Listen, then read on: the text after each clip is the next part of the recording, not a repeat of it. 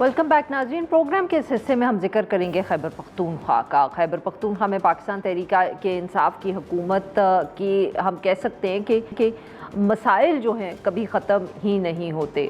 अभी कुछ दिन पहले तक ये इतलात आ रही थी कि एक फॉरवर्ड ग्रुप सा बन गया है जो सुहेल आफरीदी साहब के ख़िलाफ़ एक्टिव है। फिर वो तनाज़ा खड़ा हुआ बिल के हवाले से, और अब ये भी इतलात सामने आई हैं कि कुछ जो पाकिस्तान तहरीक इंसाफ के ही लोग हैं वो सुहेल आफरीदी साहब के भाई के बारे में शिकायत कर रहे हैं।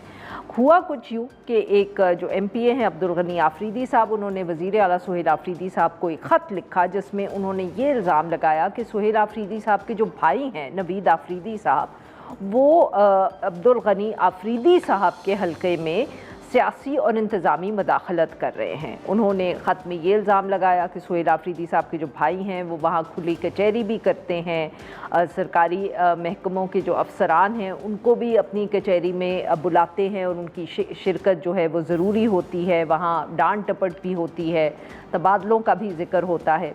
ये भी कहा गया कि इससे ऑब्वियसली जो अब्दुल गनी आफरीदी साहब हैं उनका जो एक वक़ार है या सियासी वक़ार है वो मुतासिर हो रहा है, because he is the elected representative of this constituency.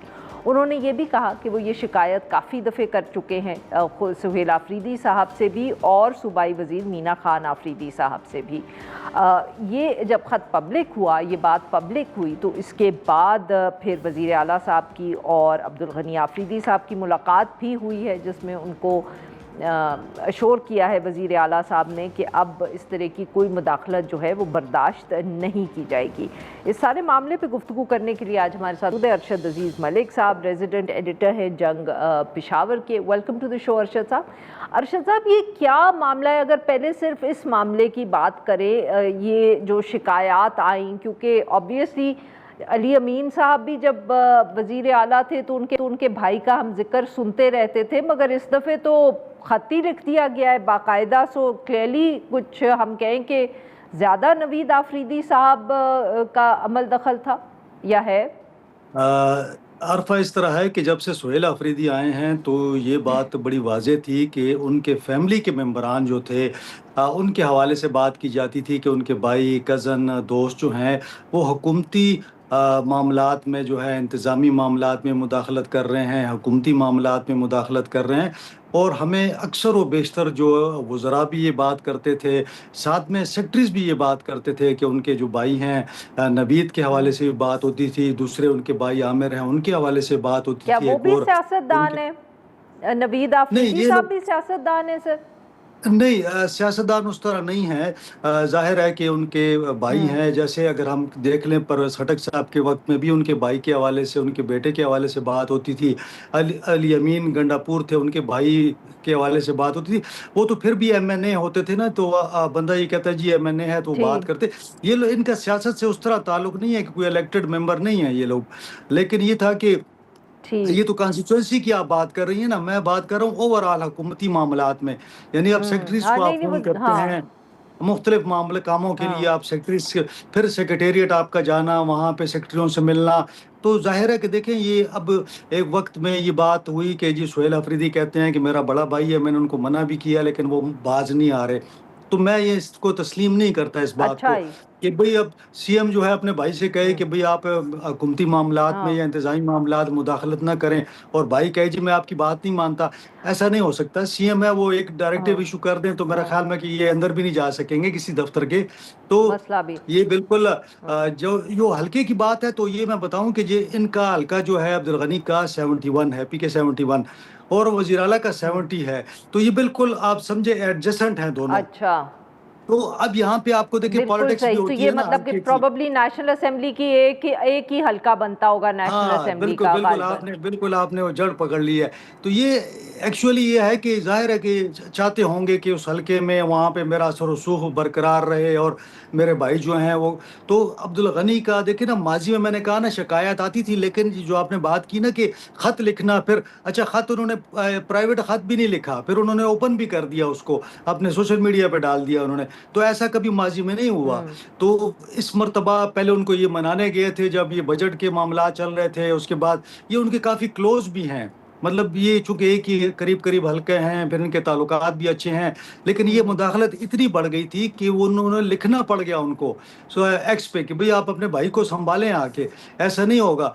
तो मतलब ये, और मैं आपको ये भी बता दूं कि आने वाले दिनों में अगर इनके भाइयों की मुदाखलत जारी रही तो आपको हो सकता है कुछ वज़रा की जानिब से भी खतूत आ जाएं और वो भी कहें कि ये जनाब इनको शिकायत रोकें, सही। और ये सेक्रेटरीज भी कुछ ना कुछ लिख सकते हैं कि अच्छा भाई तो इसको आप मना करें। जी। हाँ, अच्छा अरशद साहब, यहाँ फिर अब पहला वेरी क्विकली ये सवाल है कि आपकी बातों से मुझे ये समझ आया है कि अभी भी इस मुलाकात के बाद भी आपको पूरा यकीन नहीं है कि सोहेल आफरीदी साहब अपने भाई को रोक पाएंगे।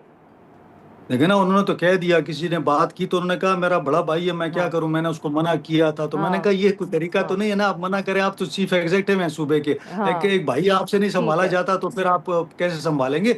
लेकिन ये है कि सूबा अगर तो कैसे संभालेंगे? कंस्टिट्यूंसी में उन्होंने मुदाखलत बंद कर दी तो दीगर मामलात को देखना पड़ेगा कि वहां भी मुदाखलत हो रही है या नहीं हो रही। बिल्कुल ठीक। अच्छा अरशद साहब, और दूसरी बात ये बताएं कि जो पिछले दिनों में एक पूरा हम कह सकते हैं फॉरवर्ड ब्लॉक सा बन गया था जमात में, और वो ना सिर्फ इजलास बुला रहे थे बल्कि वो लग रहा था कि वो भी सोहेल आफरीदी साहब से खुश नहीं है। क्या ये इस किस्से को हम उस मामले से जोड़ सकते हैं, या आप कहेंगे कि ये दो बिल्कुल मुख्तलिफ वाक़यात हैं? देखिए, अब्दुल गनी भी उस ग्रुप के साथ थे, लेकिन जब वज़ीर आला साहब गए, हाँ उनके घर पे चले गए, जाके उनको बातचीत कर ली, मना ली, तो वो फिर साइड पे हो गए थे। नाराज़गियाँ अभी भी हैं, ज़ाहिर है वो नाराज़ लोग हैं, लेकिन वो अभी कुछ कर नहीं पा रहे। ज़ाहिर है आप देख रहे हैं ना कि वो एस्टेब्लिशमेंट भी उस तरह एक्टिव नहीं है कि कोई सपोर्ट हो जाए उनको, या दूसरी सियासी जमातें भी एक्टिव नहीं हैं। तो वो जो ग्रुप बना हुआ है वो बना हुआ है, लेकिन वो कोई एक्टिव नहीं है, सिर्फ तनकीद वो लोग करते हैं। और असेंबली के अंदर भी उन्होंने तनकीद की और बाहर भी की। मतलब वो अपने उस पे जो अपने हलके के हवाले से बात कर रहे हैं, मुख्तलिफ मसाइल पे बात करते हैं, लेकिन कोई एक्टिवली ऐसा नहीं है कि इनकी हुकूमत को गिराने के लिए कोशिश करेंगे या गिरा देंगे, ऐसा अभी नज़र नहीं आ रहा। फिलहाल मैंने पहले भी ये बात की थी कि फौरी कोई ऐसा ख़तरा हमें नज़र नहीं आ रहा कि सोहेल अफरीदी को हटा दिया जाएगा या किसी और को लाया जाएगा। तो फिलहाल ऐसी कोई सूरत हाल नहीं। अलबत्ता ये तमाम बातें इमरान खान साहब तक जा रही हैं, पहुंच रही हैं उन तक।